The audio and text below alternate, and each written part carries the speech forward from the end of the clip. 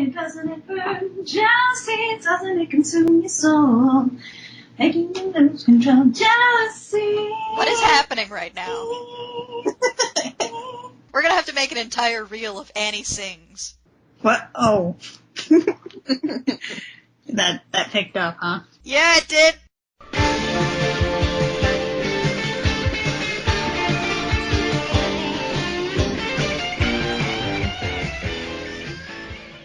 Hey there, Internet. I'm Annie. I'm Kit. And this is Mac.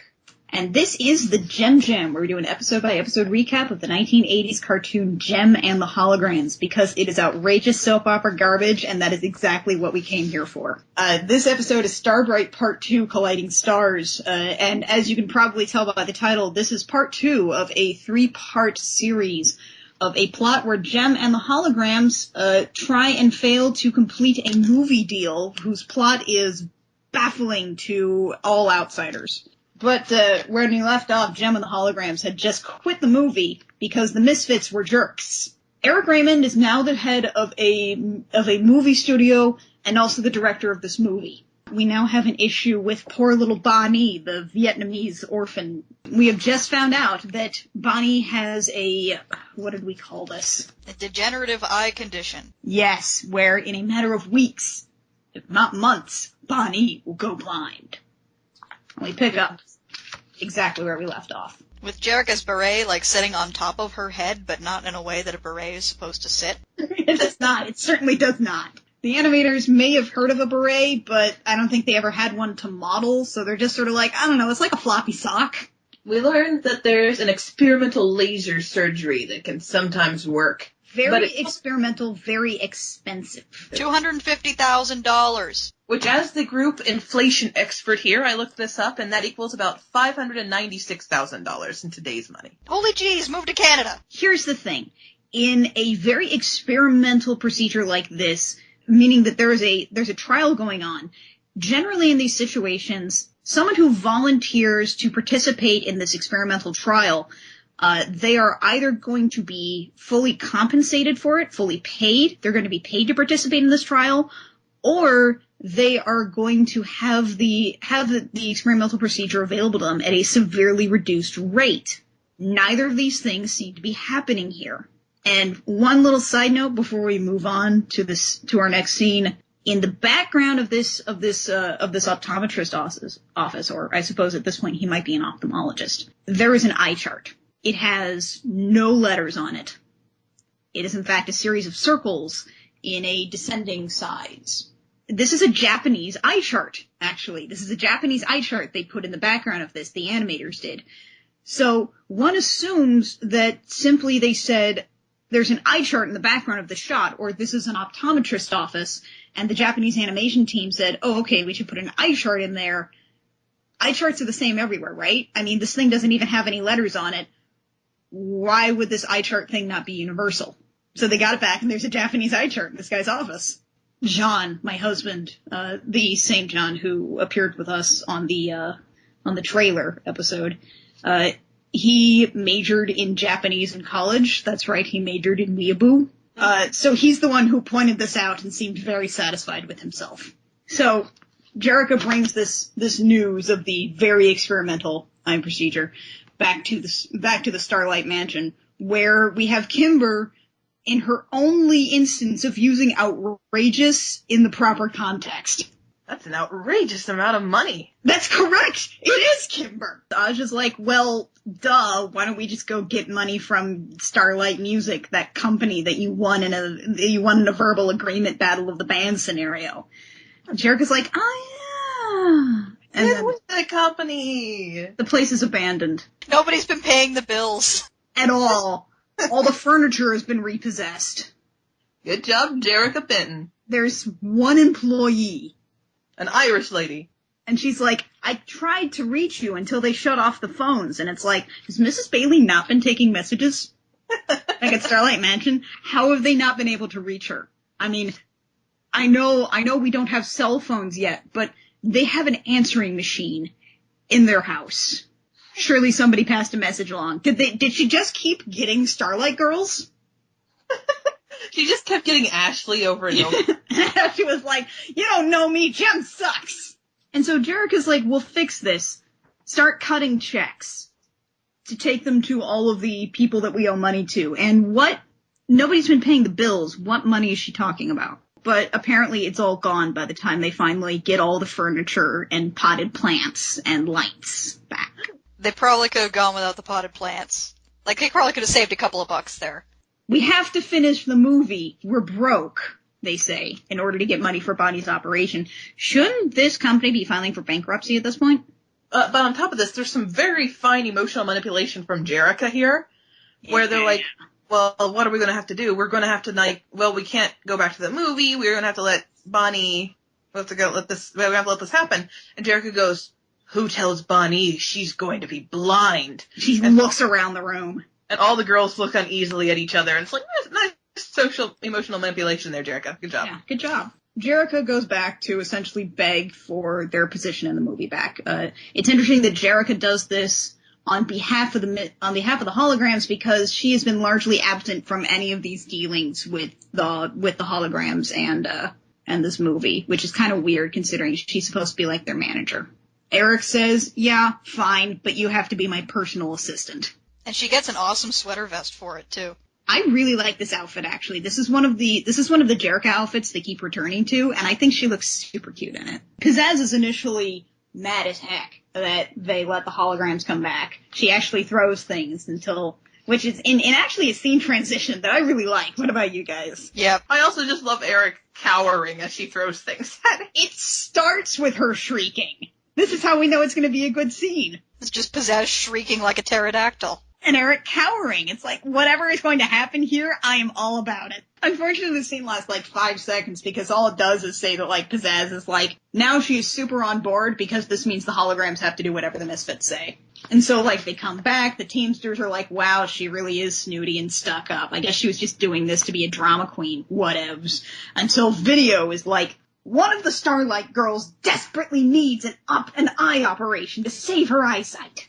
And it's like, the line, desperately needs an operation, happens like 5 times in this episode.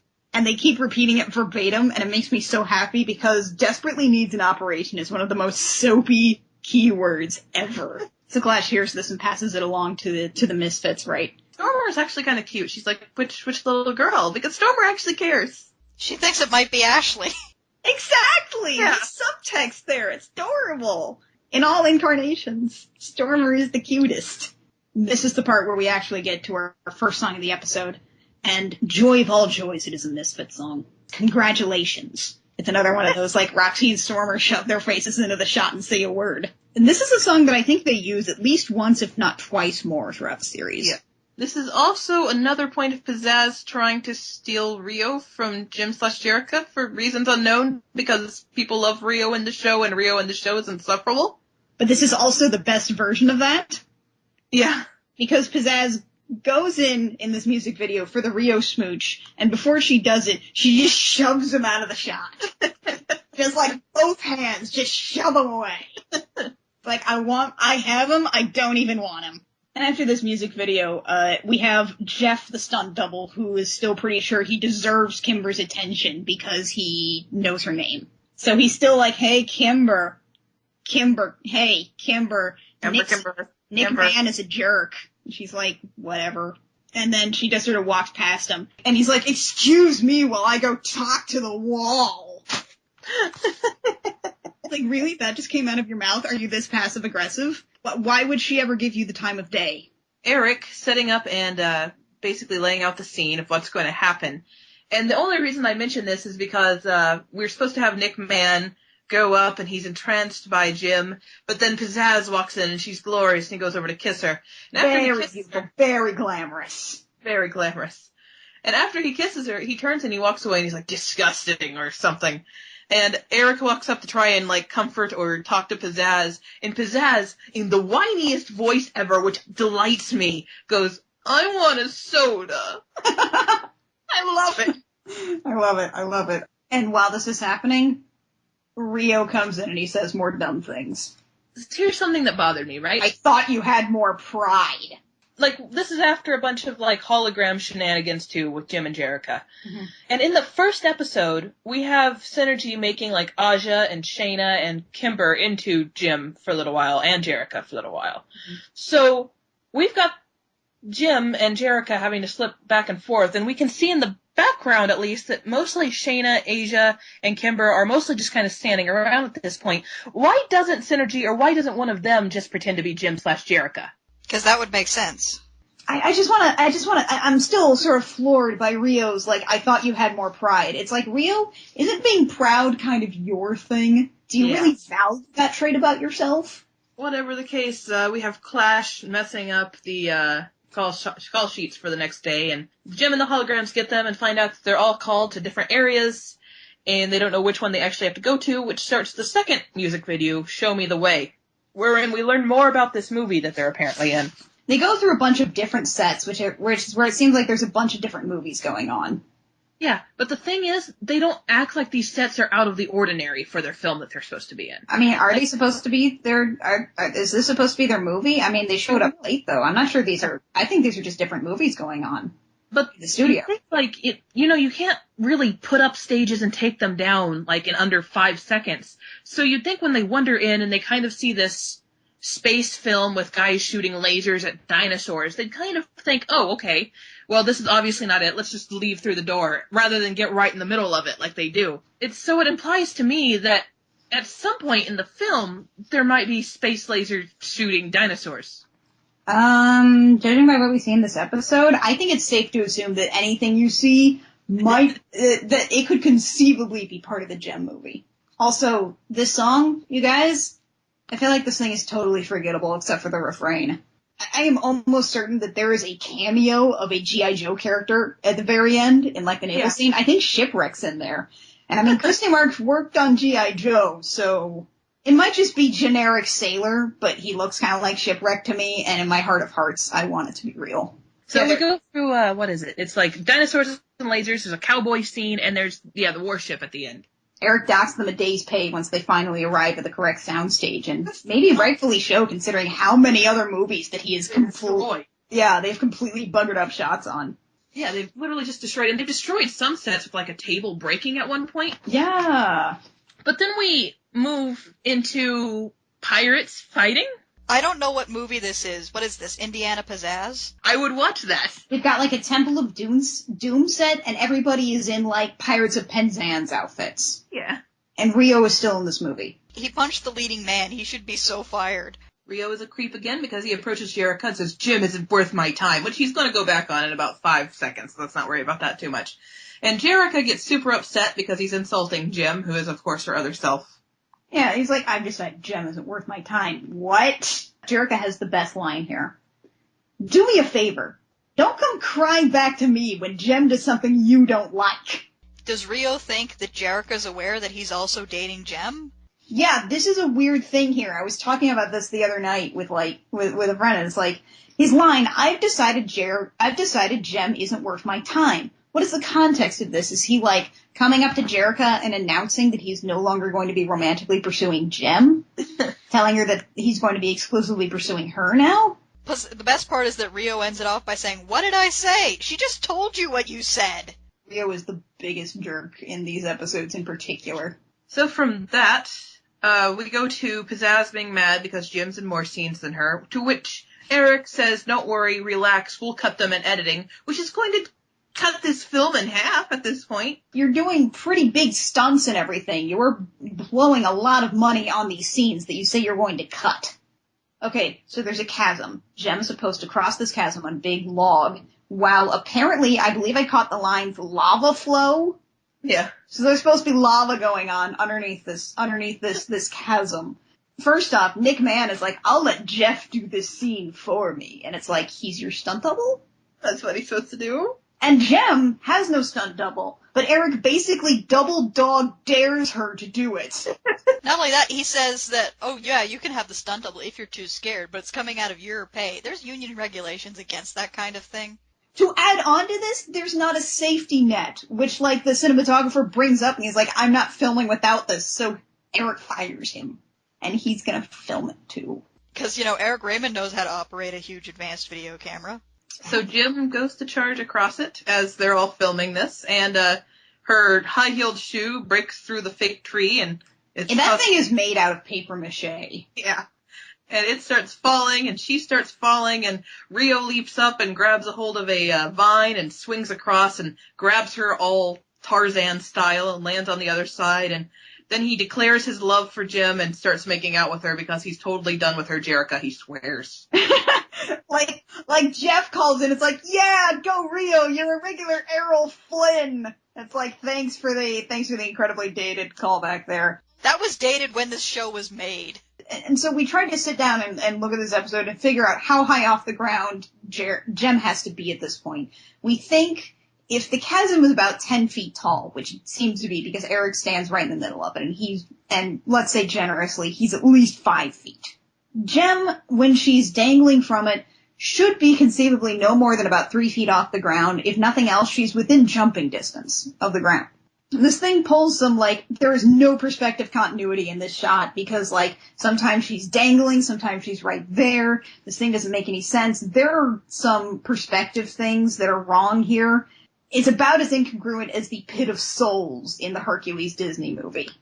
And when he saves her, Jem's like, you're a regular Errol Flynn. Yes, a real-life swashbuckler. And Rio's like, only for you, Jem.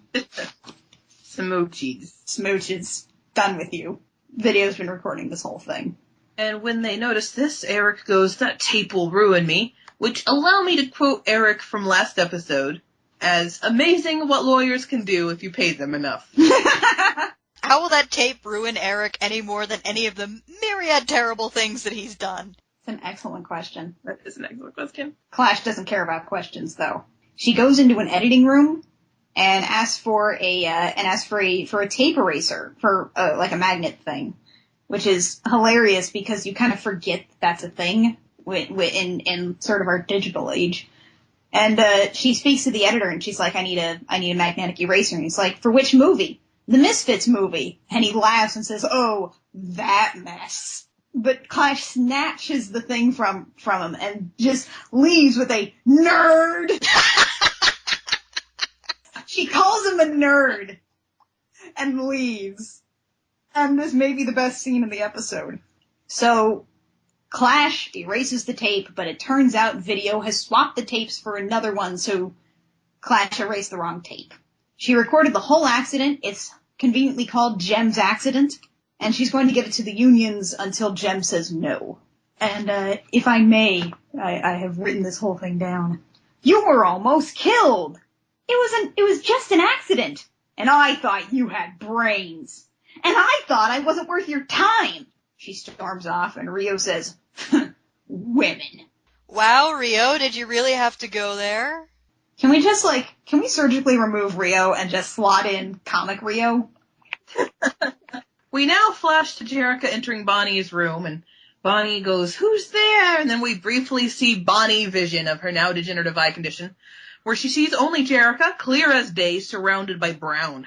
Because that's how eyesight works. That's how eyesight works.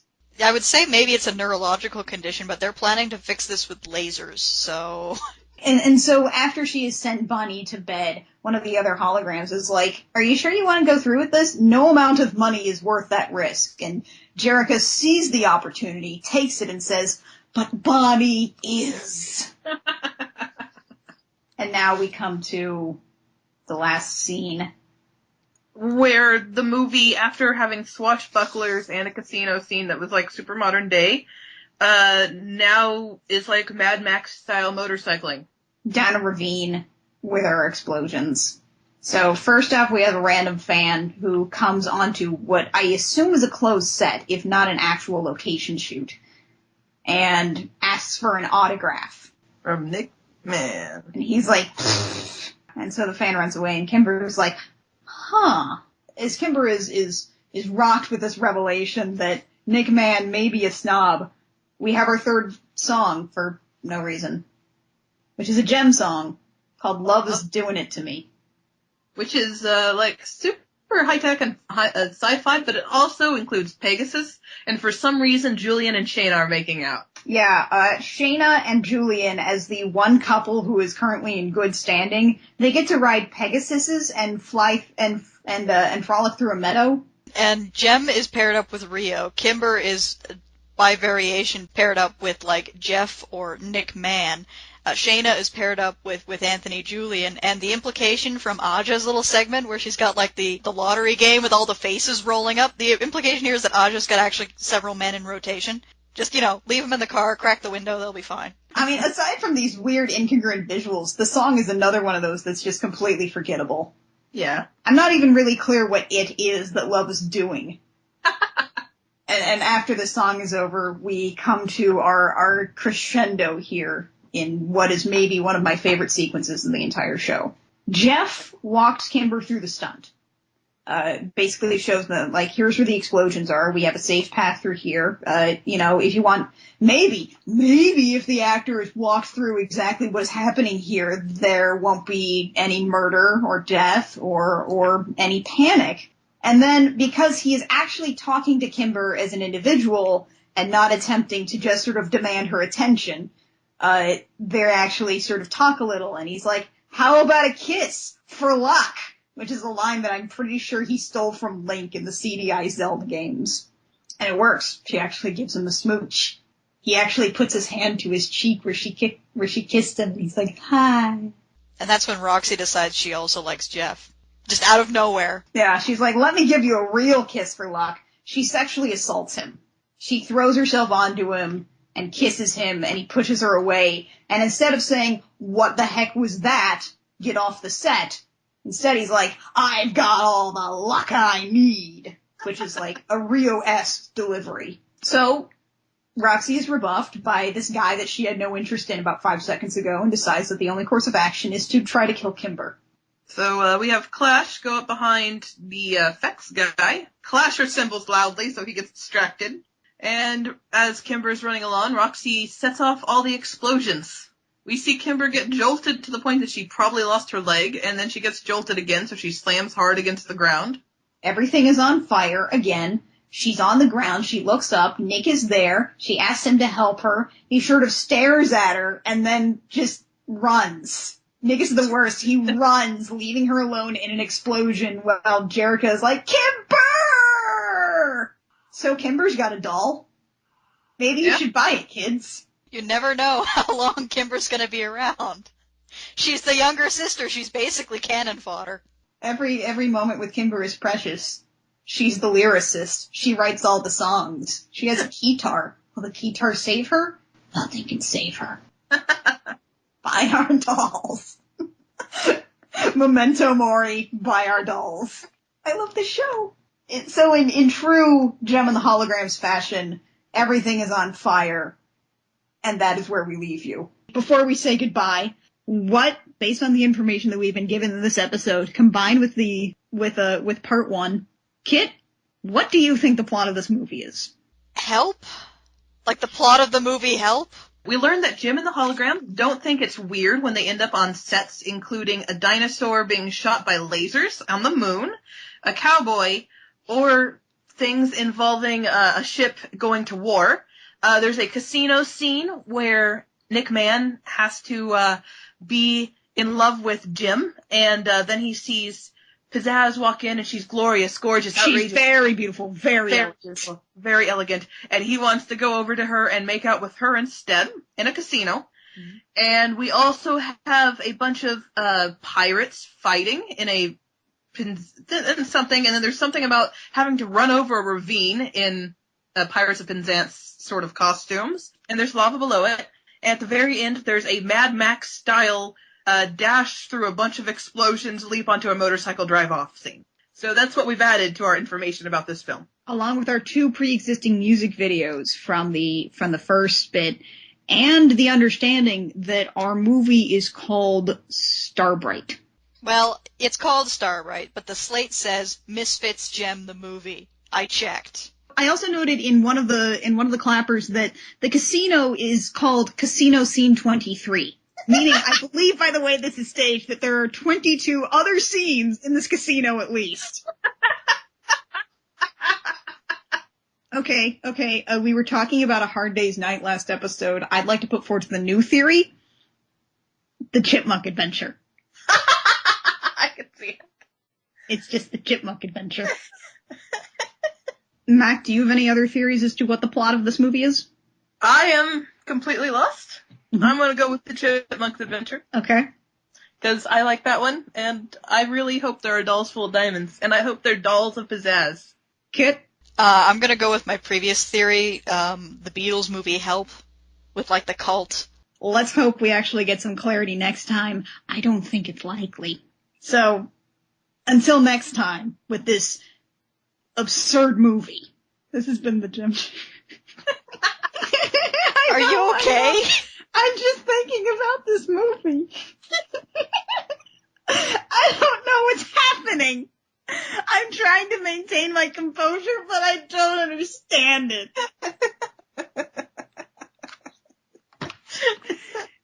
No kidding. What is Eric's thing with Kimber? Why did she get her own scene with Nick? How much of this is going to be cut?